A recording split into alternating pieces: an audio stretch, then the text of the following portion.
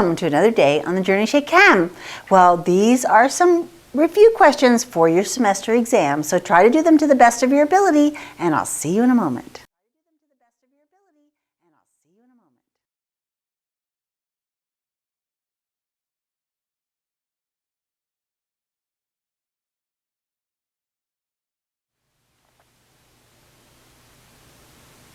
In number 1, we're practicing some naming compounds, some nomenclature.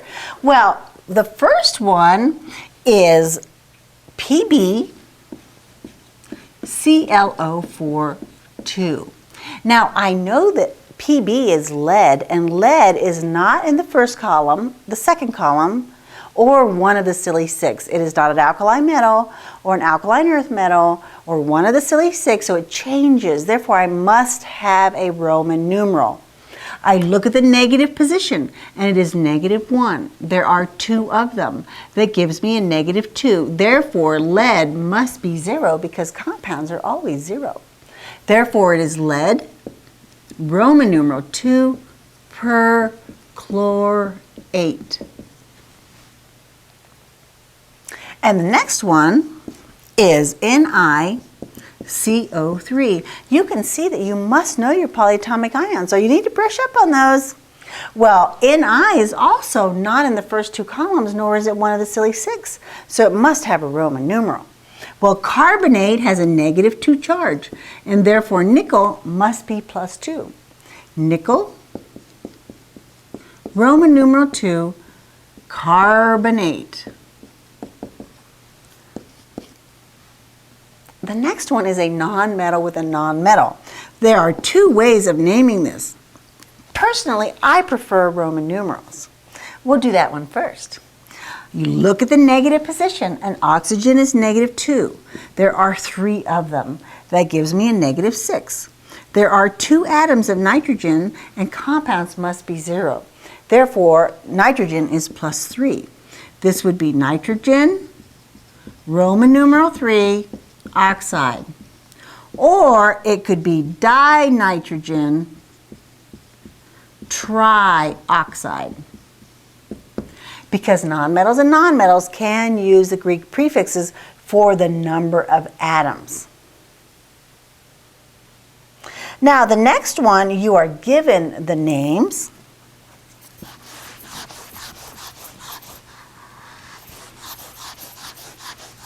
We're still on number 1. But now in D, I am given tin, Roman numeral 4, chlorite. And the Roman numeral 4 is telling me that the charge of the tin is +4. And chlorite is -1. Therefore, I must have 4 of them so that +4 and -4 is equal to 0.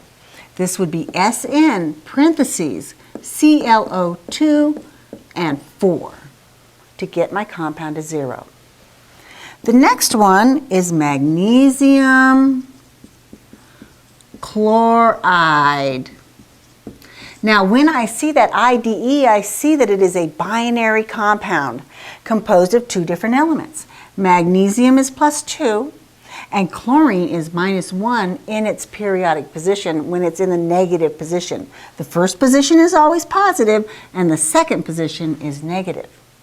And therefore, I must have 2 chlorines to get +2 and -2 to equal 0. And the formula is MgCl2. See, there's a little hooky thing there. I don't know why. I just write funny sometimes. I'm funny like that. The next one is aluminum sulfite. Now, sometimes it's helpful to write the charge above the word. And aluminum is +3 and sulfite is -2. And the common multiple would be 6. Therefore, I need 2 aluminums and 3 sulfites. Because +3 times 2 is +6, and -2 times 3 is -6, and +6 and -6 is 0. And compounds must be 0. And that's how you do number 1.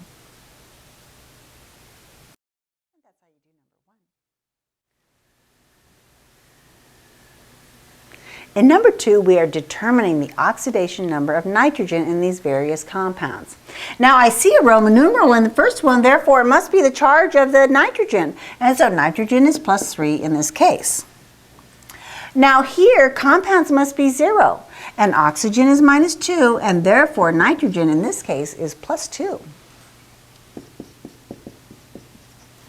Nitrogen, when it is a diatomic molecule, and when it's just written as a word nitrogen, we must understand that it is nitrogen, the diatomic molecules. And molecules are compounds, and compounds are always, always, always 0.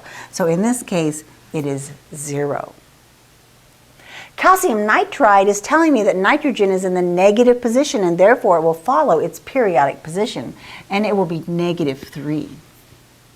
And we would write this compound as Ca3N2 because calcium is +2.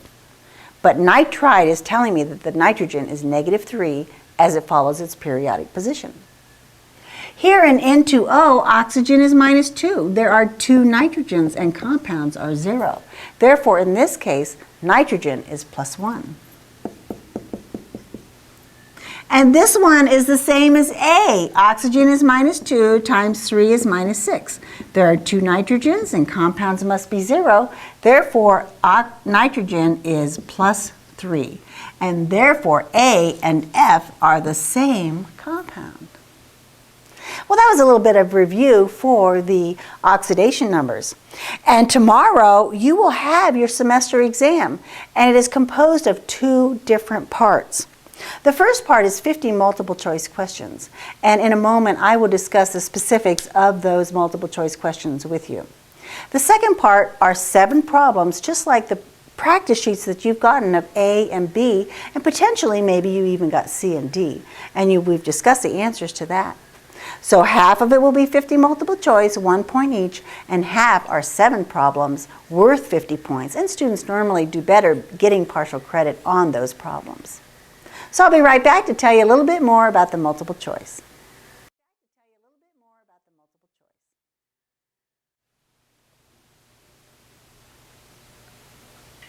On the multiple choice section, the problems have 1 point each, and I'm now going to focus.